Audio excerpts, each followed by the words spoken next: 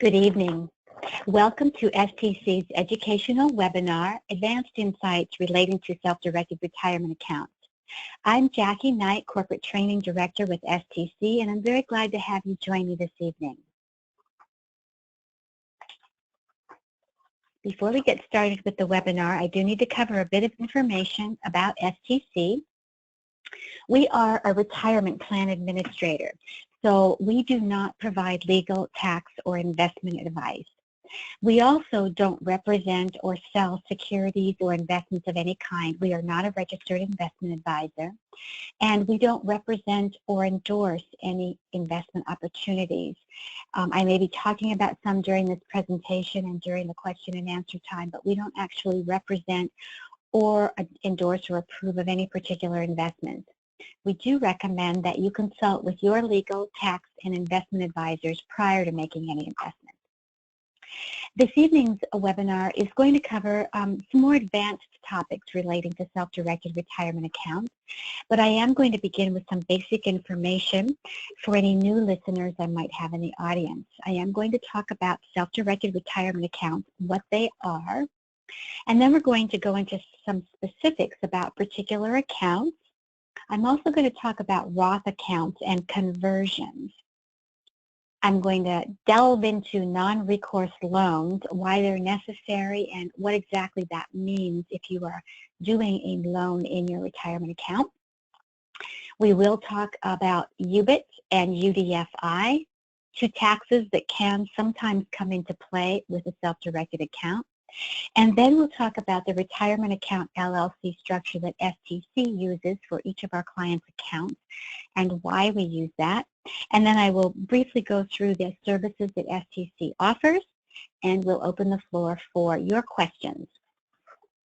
So first off, let me start with a definition of what a self-directed retirement account is. What it means is that you hold your retirement account or plan with a company, a custodian, an administrator, who permits you to choose any allowable type of assets in your retirement account. So you're not limited by what the company might offer, but instead you are limited to anything that is permissible by law.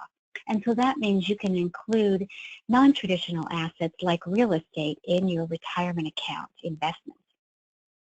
Self-direction also means that you manage your retirement plan's investments.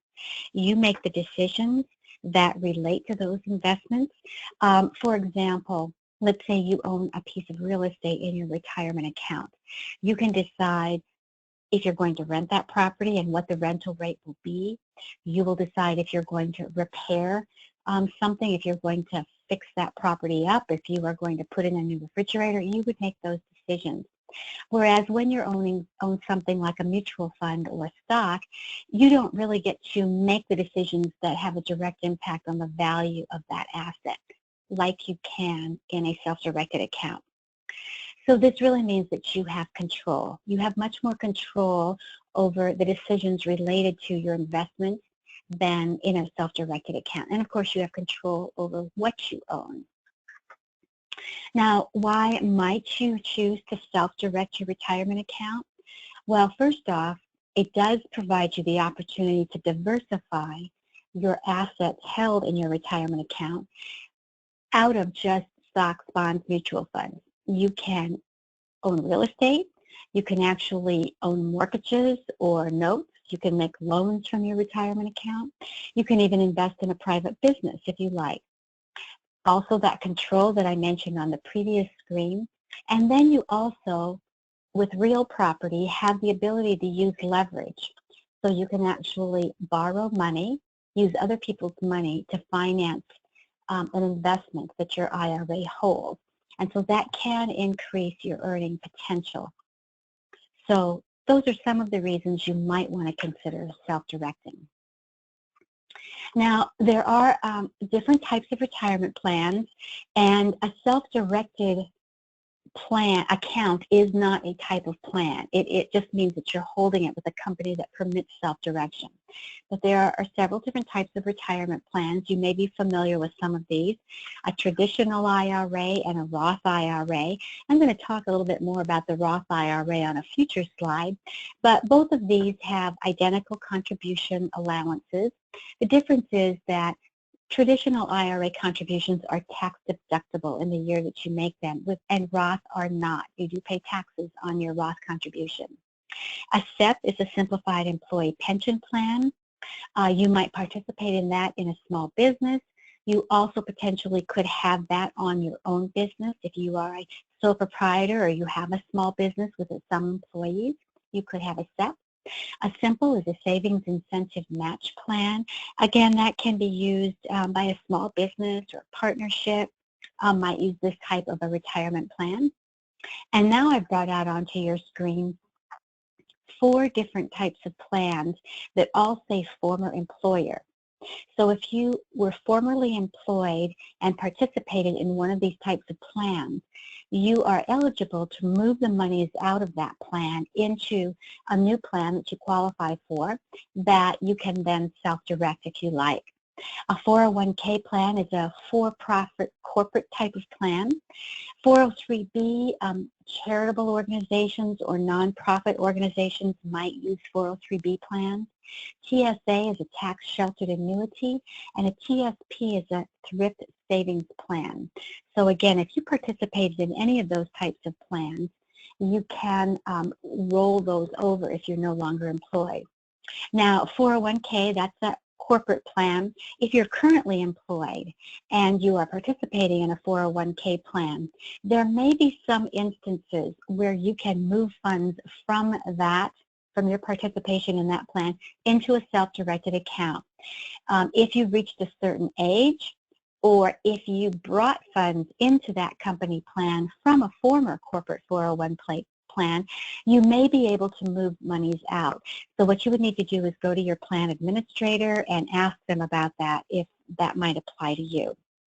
One note here is if you don't have a plan that you qualify for, let's say a traditional or a Roth, you do need to have the plan open by December 31st of the calendar year in order to make a contribution into that account for that calendar year. So for example, if you wanted to make contributions for 2017, you do need to have the plan open by December 31st. And of course, if you have an account somewhere else, you can always transfer that or move that to STC, and you can do that anytime. It's just if you need a new plan. Let's talk a little bit about some account specifics. You can roll over and or consolidate plans.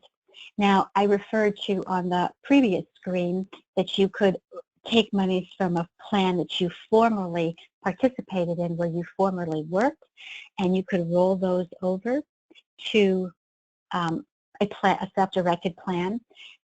You can also do some other things. You can do one type of plan to another type of plan. So for instance, monies that you hold in an IRA, traditional IRA, could be moved to a SEP account. And monies that you hold in a SEP could be moved into a traditional IRA. They are like kind of money, so they are portable back and forth. And you can also consolidate those funds. So let's say, for instance, you have a SEP on a business and you have some traditional funds. You want to put them in the same account. You can move those monies from your traditional IRA into the SEP. So you can consolidate and you can port as well. Now here you'll say I have IRA, SEP, and simple plan monies rolling over into a Roth. You can do that, but I have this little asterisk here because when you do that, if you do that, the monies that you put into the Roth account will be taxable because Roth contributions are taxed, and then as the money grows in the Roth account,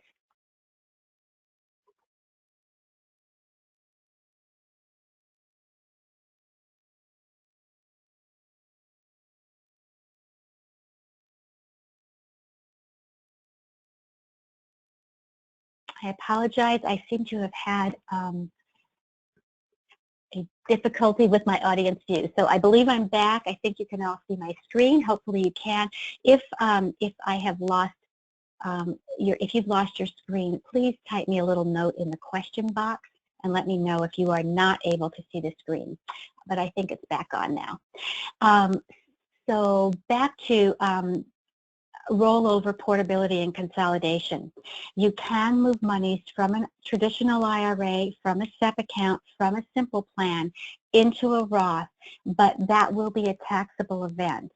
So you do need to discuss that with your tax accountant and determine if you want to do that and how much you want to convert, because that will be taxable in the year that you do that conversion. There are contribution limits to different types of accounts, and there are required minimum distributions to some accounts. So with the traditional and the Roth accounts, you can contribute each year $5,500 from your earned income into either of those accounts. If you are 50 years or older, you can increase that by $1,000 and make that $6,500. For a SEP, Simplified Employee Pension Plan, if you have your own business, you can contribute up to a maximum of $54,000 of the earnings of the company into a SEP plan. And that's going to be based on if your company is incorporated and you get a W-2, then it would be 25% of that W-2 income. If you're not organized like that, if you're just a sole proprietor, then it would be 20% of self-employed income can be contributed up to a maximum of $54,000. Now, RMDs, required minimum distributions. Once in the year that you reach the age 70 and a half, you are required to begin taking minimum distributions from some accounts. So a traditional IRA and a SEP, you would be required to take minimum distributions. Roth accounts do not have that requirement. And the RMD is actually calculated, it's a very complex calculation based on some actuarial tables, based on your age, your life expectancy, and the value of your account at the year end of the prior year. So your required minimum distribution in 2017 would be based on the value of all of your accounts combined at the end of 2016. And that would be something that the company that holds your plan will calculate, and then you will need to take that as a distribution in that year. And it would be taxable to you in that year. Let's talk a little bit about some account specifics. If you take early distributions, so let me explain what an early distribution is. The IRS has said that 59 and a half is the age at which you can begin taking qualified distributions from your retirement account without penalty. If you take a payment before you reach the age 59 and a half, that will usually be subject to a penalty of an additional 10% tax. Additional being you're going to pay tax on the distribution unless it's a Roth account. You're going to pay tax on the distribution, plus if it's an early distribution that is not permitted, there are a few exceptions, then you will also pay a penalty tax.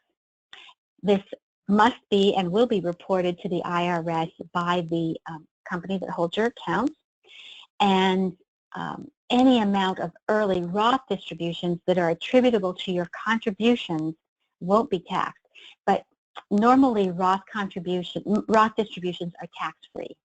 Once you reach 59 and a half, if you have held the monies for 5 years in that account, then those distributions are tax-free.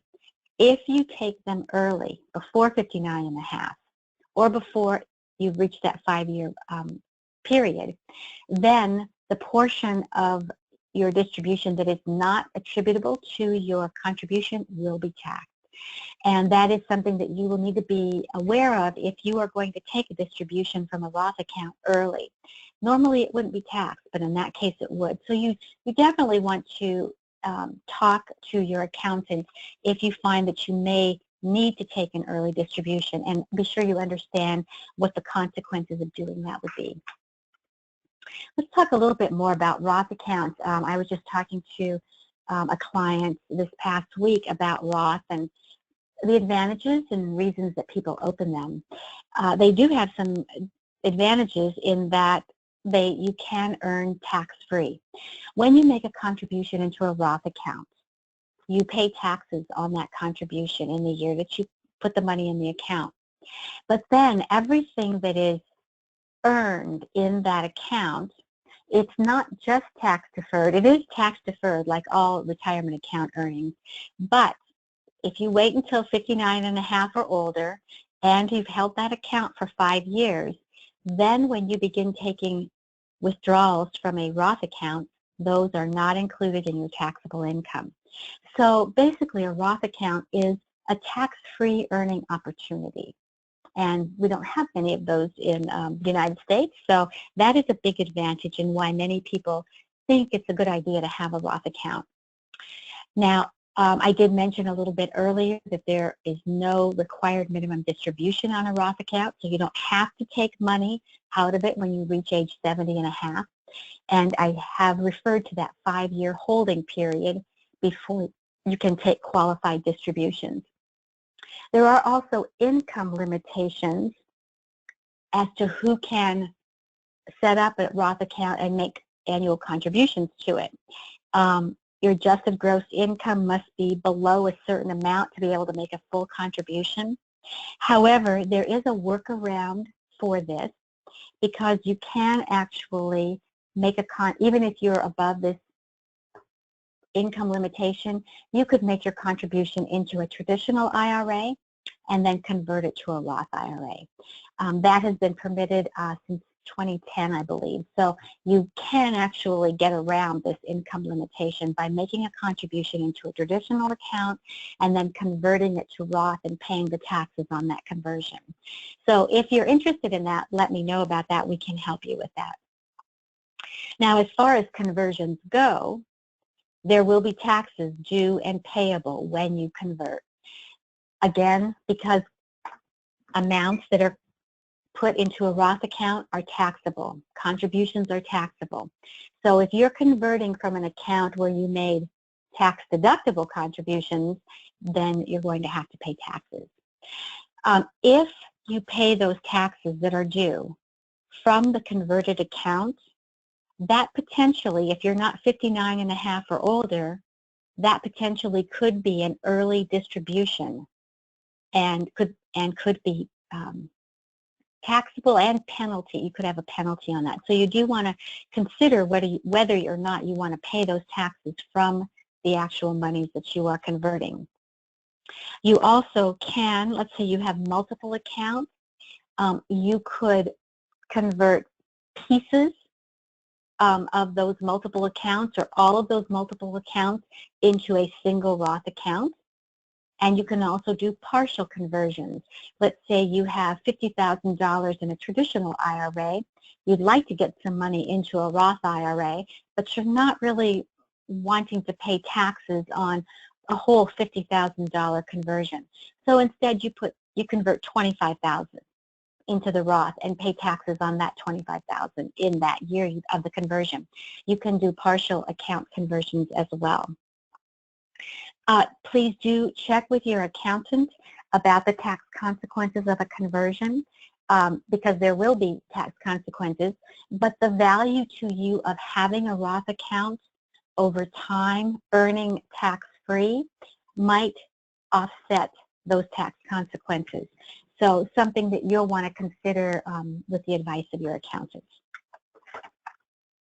I want to talk a bit about non-recourse loans because we do have very many people who come to us who are interested in real estate investing. And oftentimes they may have insufficient funds in their retirement account to fully fund the purchase of a piece of real estate. So what you can do is you can fund a real estate transaction in your retirement account using a non-recourse loan. There are lenders in the marketplace who will loan to your retirement account, but it is very different than a personally guaranteed loan that you might get on your house that you're living in. A non-recourse loan is more like a commercial loan. It's your IRA that is getting the loan, not you personally. So your IRA doesn't have a job, it doesn't have, there's no income or employment verification necessary because your retirement account doesn't have a job. And what it really means, non-recourse, what that means is it means that the notes in the mortgage, the security instruments on the property, allow no recourse against the individual account holder or the balance in your retirement account if there's a default or foreclosure on this loan. The property itself is the only source of repayment. So in other words, there's no other recourse. The only recourse the lender has is to the property itself. So generally, industry standards for non-recourse loans, again, quite different from personal loans. Required documentation, most lenders are going to require, of course, a loan application. They're going to want to see the purchase and sale contract for the property. They'll want to see your IRA statement or whatever kind of retirement account you're using. They're going to want to see the funds that are in that account. They will want an appraisal of the property that you're considering purchasing, and if it's a rental property, they're going to want to see a rent roll. How many renters, what are they paying, etc. Now, loan guidelines can vary. These are just going to be some general kind of industry standards, but if you are looking for a non-recourse loan, you're going to want to go out and do some research and talk with different lenders to see what they will offer you. Generally, the maximum loan to value is 70%, meaning your IRA is going to need to put down a minimum of 30% on the purchase price of the property. So it is a larger down payment when you're using a non-recourse loan. The maximum term of the loan, and it could be anywhere from 20 to 30 years. Some lenders do adjustable rate mortgages. You might find 3-1, 5-1, and 7-1 arms available. They will also be looking for a certain income to expense ratio, generally a minimum of 1.25. So they're going to want the income to be 1.25 higher than the expenses. Because they realize there are going to be expenditures related to this loan, and they need to be paid by the IRA. So they are going to look for an income to expense ratio of probably 1.25, and they are also going to likely require you to hold some reserve funds in cash in your retirement account. Sometimes it's anywhere from 3 to 6 months of general basic expenses of the property.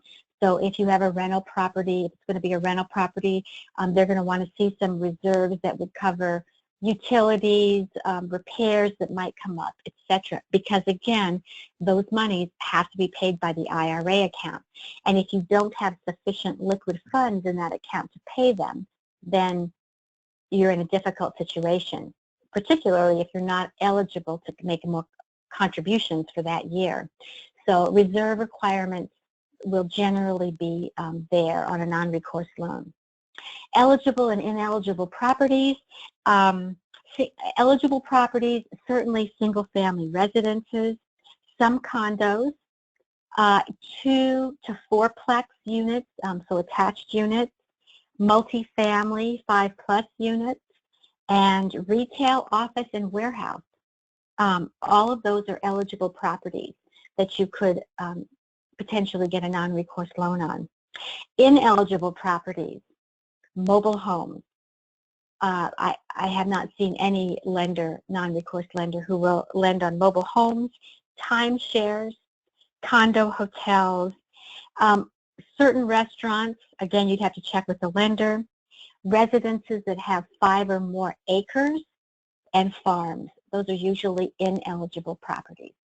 So just to give you a little bit of information about a non-recourse loan, if you are interested in more information, we do have a previously recorded webinar on our website. And of course, you can do some internet research and then talk directly to non-recourse lenders to find out more information about exactly what they do and what they require. Now I want to move on to another topic that in some ways is tied to a non-recourse loan in your retirement account, leveraged real estate in your retirement account. Unrelated business taxable income. Generally, the monies that you earn in your retirement account are earned tax deferred. You don't pay taxes.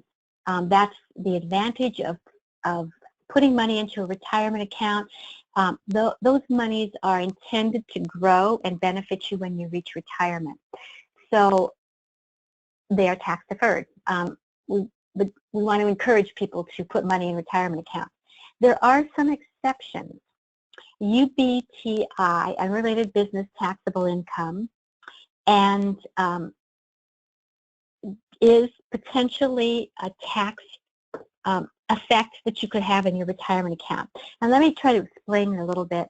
UBIT was designed by the IRS so that charitable organizations wouldn't have a benefit over for-profit organizations if they produced income in their business that wasn't tied to their tax-exempt status. So let me give you just an example. Let's say there's a university, public university. It is a nonprofit organization. It's not taxed, and they do rock concerts in their stadium. And so they earn money from rock concerts that are held in their stadium. That is not a function of their primary business related to their tax exempt. They're an educational institution. So those monies become taxable to that organization.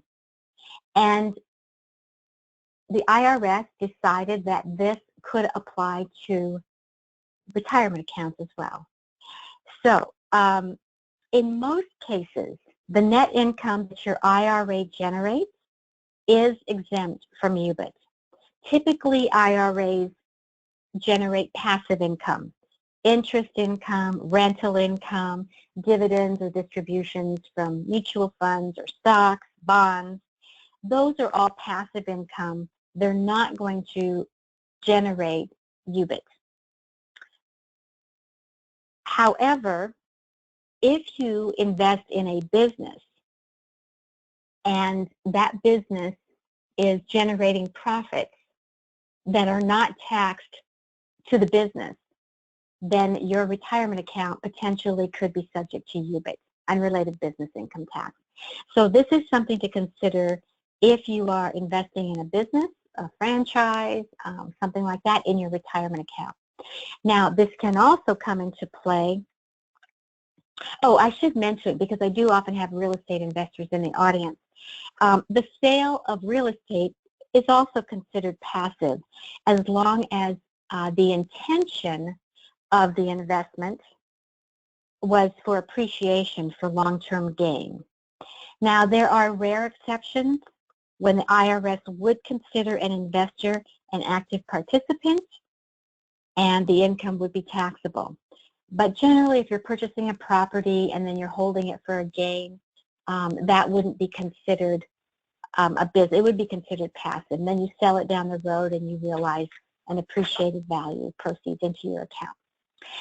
Let me go on to talk about unrelated debt financed income, because this is a subset of UBIT, and this applies probably more generally, still in pretty rare situations.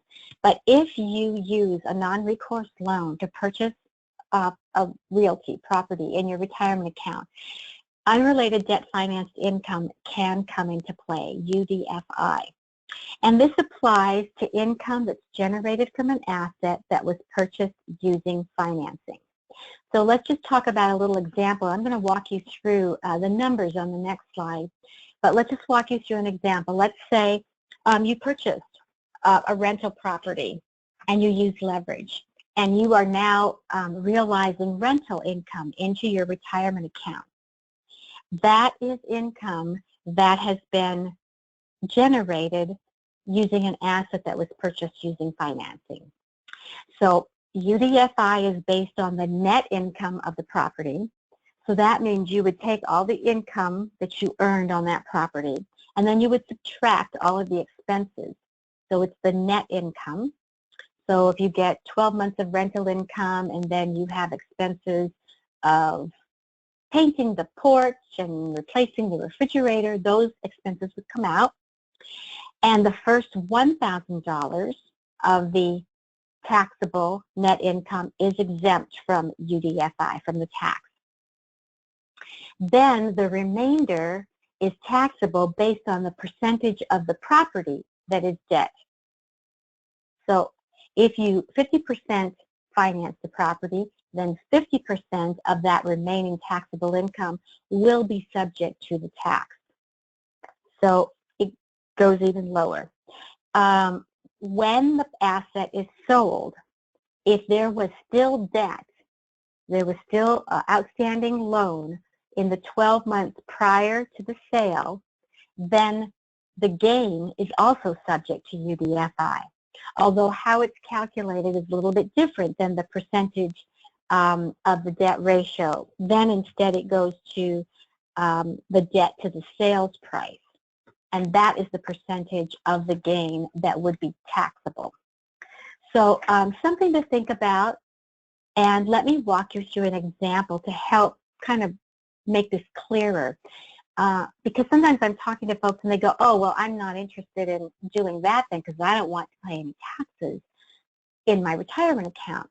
And that's well, good and fine, but there might be, if you look at what the profits you could make, it still might behoove you to consider the investment based on how profitable it would be even after taxes. So here's our example. This is going to be a rental property, and it's 50% debt financed. So let's say it was a $100,000 house, and you put $50,000 from your retirement account and $50,000 from a loan. So it's 50% debt financed. The annual net rental income is $12,000, $1,000 per month after all the expenses. So this is net rental income. The amount that would be subject to UDFI is $5,000. So you had net income of $12,000, but this property is only 50% debt financed. So 50% of $12,000 is $6,000. And then I said the first $1,000 is exempt. So now we're down to $5,000 of the income is subject to UDFI. Now it is taxed at the trust tax rate, and I picked the high end of the current trust tax rate, which is 39%. So here we go, 39% of $5,000 is $1,950. So after taxes, on that $12,000 of net rental income, you earn $10,050. So when you're evaluating a transaction and whether or not using leverage is a viable option, you want to kind of look at this kind of calculation, because when you come down to the bottom line, if $10,050 is a good return for you, then you might be okay with paying those taxes. So it's something to think about and consider, because it is available to you, and many people are interested in real estate and might not be able to fully fund it with their retirement account. Now, UBTI and UDFI, the two taxes I just talked about, are reported on IRS Form 990T, and they are taxable at that trust tax rate, and we recommend that you discuss this with your tax advisor, because a very important point to note is that the taxes from this investment in your retirement account must be paid by the retirement account. You can't pay them with funds outside of the retirement account. Those tax payments would have to come from the retirement account. Now, of course, in this case, you earned $12,000 net, so the money is there to pay. So in that case, your retirement account would complete a tax return. Now, I want to talk just briefly about the structure that we use for each of our clients' accounts. We set up for each client account an LLC in the state of your choice, and we do this because we believe it has a number of benefits that really aid in investing in a self-directed account. First off, it offers you maximum flexibility in structuring complex transactions. If you want to do a non-recourse loan, if you want to have multiple parties to this transaction in varying ownership percentages, it allows you to structure the transaction more simply with the use of an LLC. And let me just say here, this is a very specialized LLC. It is not a generic business LLC. Rather, its articles of organization and its operating agreements are written to specifically comply with the IRS rules that relate to retirement accounts. So it is an LLC that is by design designed to be owned by a retirement account. So it's a very specialized LLC.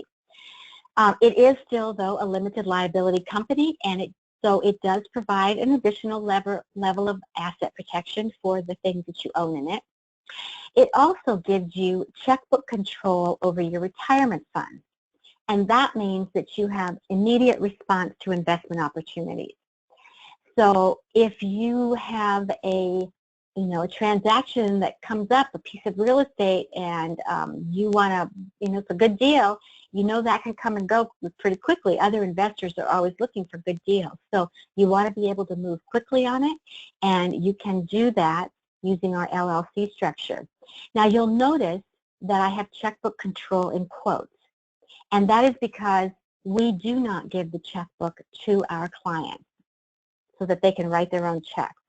And we do that by design. It would be very easy to unknowingly engage in a prohibited transaction. And there are definite rules that need to be followed in investing in your retirement account.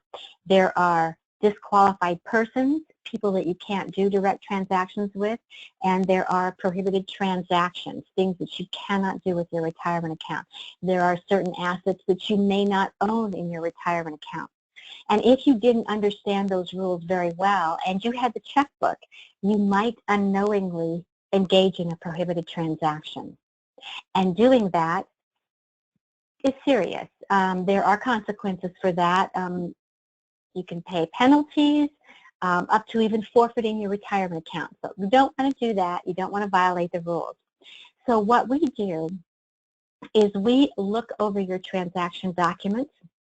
We have our experts in our customer service department, and they will review all of your transactions. If they have any questions that might raise anything that might raise a red flag, they will ask you before we actually fund the transaction.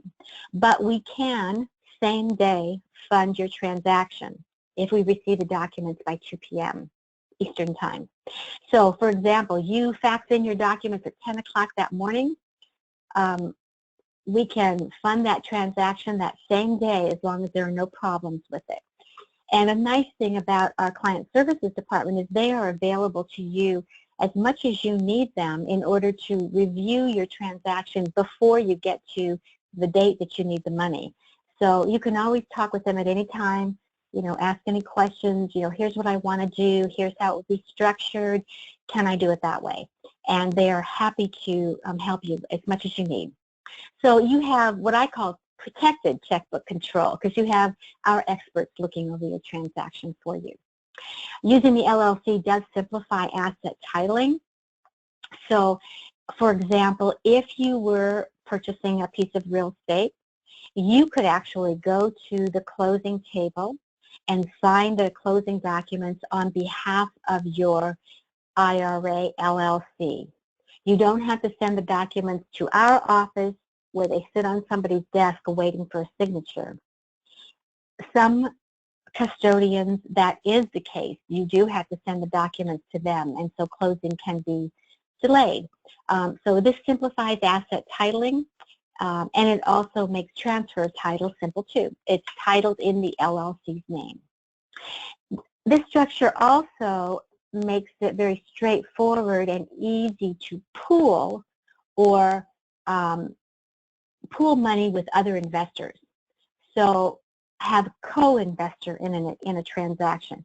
So if your retirement account doesn't have sufficient funds, or you only want to invest X number of dollars in a particular thing, and you want to join other investors in this investment, it's very straightforward with our LLC structure.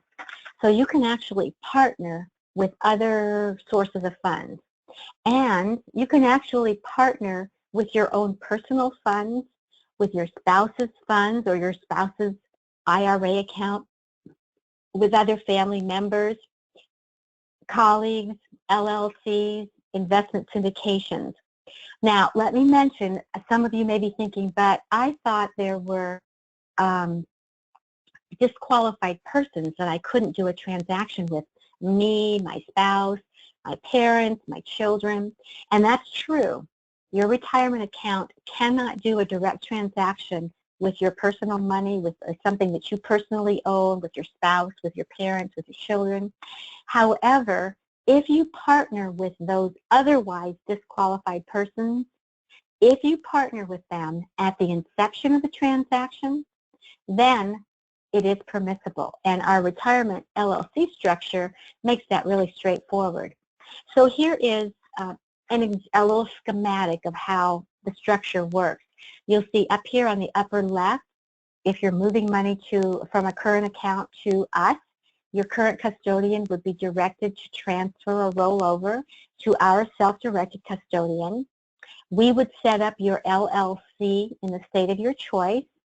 Once the monies were at our custodian, then a document would be executed that would move the membership interest of the LLC to the custodian and your retirement funds, the money, into a bank account that your LLC has access to. And then you're ready to start investing. Here you see your account has two wholly owned investments. The retirement account is the sole owner of investment 1 and investment 2. But your retirement account is a partial owner of investment 3. There are 3 other investors: your father, your daughter, and some of your personal money.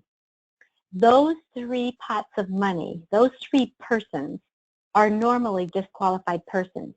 But if you co-invest at the inception of the purchase transaction, then this is permissible. So if this is something, we have a lot of people who come to us who want to do this kind of transaction. Maybe they have personal money, or they want to invest with their spouse or another party, say a parent or a child. Then you can do that, and we would walk you through how to make sure that didn't result in a prohibited transaction. Let me quickly go through STC's services. We are a full service administrator. We set up that retirement account LLC structure for you. We offer that protected checkbook control where we review your transactions to make sure they comply with the IRS rules. We have CPAs and attorneys to answer your technical questions. We offer unlimited guidance on transaction compliance. So again, you can talk with our folks in client services as much as necessary. They are happy to help you. We handle all the back office support, which means all the administrative functions for your account. We'll maintain LLC financial statements so that you can really kind of run your IRA like a business. You'll see cash flow statement, balance sheet, income statement. We supervise the regulatory reporting and oversee the annual valuation. So we really want to fulfill all of the back office support, all the services that you need done so that you can focus your efforts on finding the investments that are best for your retirement account. Now, I'll just quickly run through this and say, how can we serve you? We would love to do that. Perhaps you're ready to open a self-directed account. We can help you with that. Perhaps you have clients or colleagues who would be interested in self-direction, or perhaps you just need more information. If any of those is the case, please do contact your STC representative or me directly. My email address is on our website. Our website is stcira.com. Lots of information out there, previously recorded webinars. We really are available to help you with whatever you need. So here's our corporate phone number. Please do contact us. Get in touch and let us know how we can be of assistance. Now I am going to open the floor. I have a few more minutes for our Q&A time. I did receive some questions in advance, So I want to be sure that I get to those. And if you have a question, you can type that in the question box. So if you click the little arrow next to the word questions on the task pane that's on your computer, that should give a drop-down box, and you can type your question in, and I will be able to see that. So I'm going to open up that box right now. And please do type in your question while I look for those that I got earlier before we started. Okay, I have money that is from time to time idle, but for indefinite periods of time. I would like to earn a return by buying short-term instruments that will earn more than bank interest.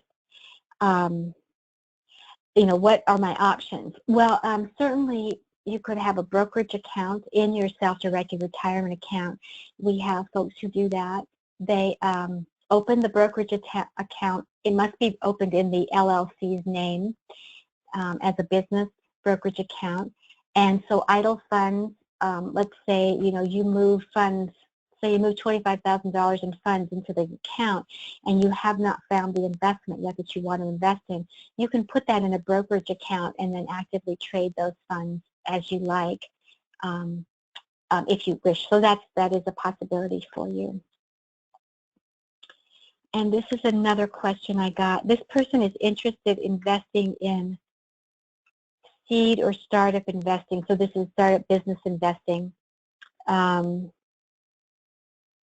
gathering funds using crowdfunding.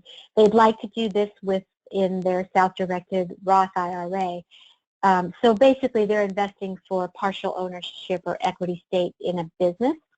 And you can certainly do that. That shouldn't be a problem as long as it doesn't violate any of the prohibited transaction rules. So there couldn't be any disqualified persons involved in this transaction. And you might want to consider that you want to look into it and see if UBIT, unrelated business income tax, might come into play. So those would be the two things I would say, but other than that, there shouldn't be a reason. That seems like that could be a viable investment.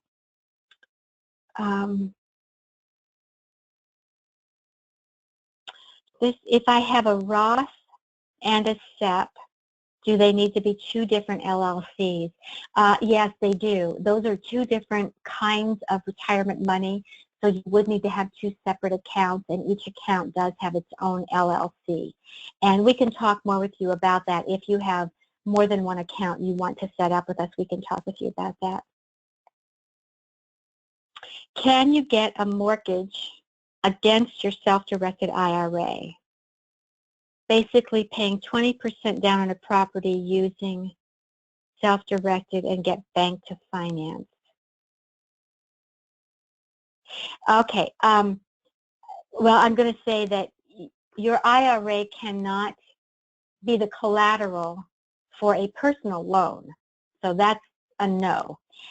But your IRA can get the non-recourse loan that we talked about. However, you would probably not find a 20% down non-recourse loan. It would probably be a minimum of 30% down.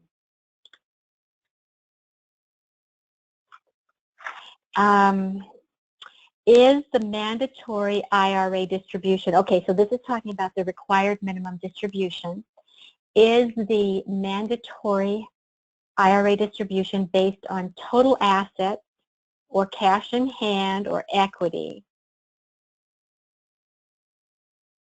Okay, generally it's going to be based on the value of the account at December 31st of that prior year.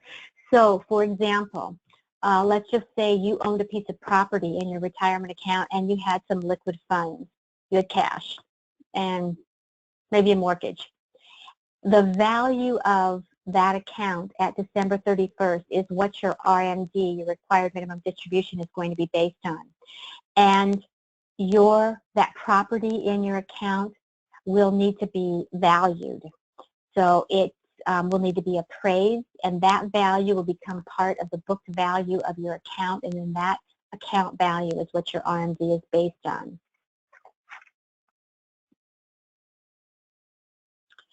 Okay, does the enabling rule still apply? Let me just tell you what that is, kind of in layman's terms. It's really, you're not permitted to do self-dealing with a retirement account. You can't benefit yourself personally in the present. It's meant, your retirement account is meant to benefit you when you retire. So the enabling rule, engaging in a transaction that's going to benefit you personally now. And yes, that is in effect. You cannot do that. The transactions that you engage in your retirement account are for the exclusive benefit of the retirement account and to benefit you when you reach retirement age. Okay, now, can one combine personal money and IRA money to fund an investment? And yes, you can, as long as you do that.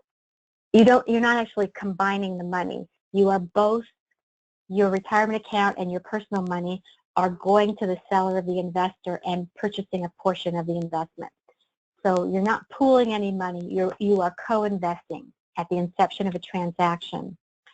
And then going on to this, if the minimum, okay, so this person has an investment, the minimum participation is $40,000. Could personal money provide 30 and retirement account provide 10%? Yeah, that was a 75%, 25% pro rata ownership, and that should be fine. Again, you can't violate any of the other rules. Okay, let me see. Can you make maximum contributions to both a regular and a Roth IRA in the same year? The answer is no.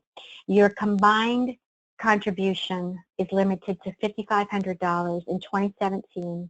If you're 50 years or older, $6,500 in 2017. So you could make some into one and some into the other, but the combined amount cannot be over what you're qualified. Excuse me. Can you purchase additional interest in a property you are already invested in? Okay, so I'm going to assume that this question means you are already personally invested in it. Can your retirement account now purchase additional interest in it? If that's the question, the answer is no, because you can't do a direct transaction between your retirement account and something you already personally own.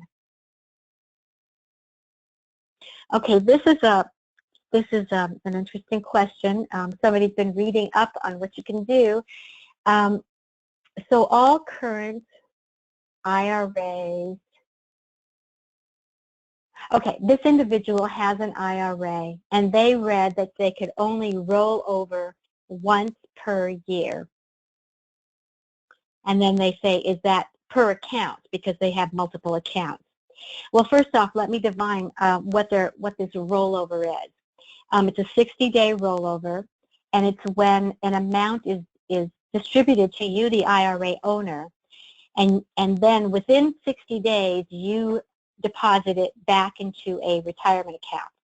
You do that within 60 days. You can only do that one time per year and all of your accounts aggregate. So you cannot do it once in each account. You can only do it one time per year. So that is what that rollover is referring to. Okay, let me see. I am out of time. Well, we had some really good questions. Thank you so much all for participating.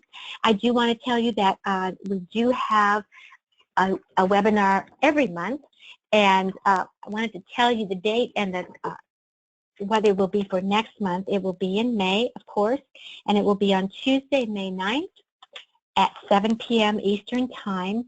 And this is going to be a webinar devoted to real estate investing. We have so many folks that come to talk to us about this that we've made a webinar about it. So it will be real estate investing in a self-directed IRA. I hope you will join us for that webinar, and please feel free to invite your friends and family and investing colleagues. We would be happy to have them join us. And if you have any questions in the meantime, or you are interested in getting information about setting up an account, please do get in touch with us, please do contact us. We would be very happy to help you. Thank you so much for joining me this evening. Good night.